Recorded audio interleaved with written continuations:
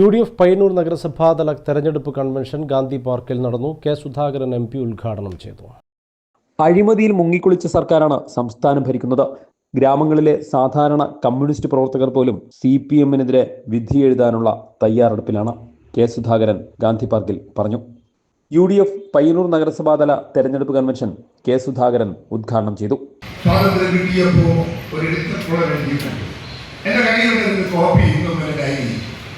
ആ രാജ്യത്തെ കോപ്പി ഇതിൽ ഞാൻ ഓർമ്മിക്കുന്നു.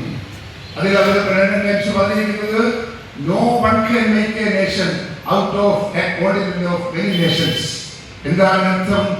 ബഹുരാഷ്ട്ര സമുച്ചയത്തിൽ നിന്ന് ഒരു രാഷ്ട്രത്തെ ഉണ്ടാക്കാൻ ആർക്കും സാധിക്കില്ല. ഇതൊന്ന് ഇന്ത്യയെ ലോകം കണ്ടത് അങ്ങനെയാണ്.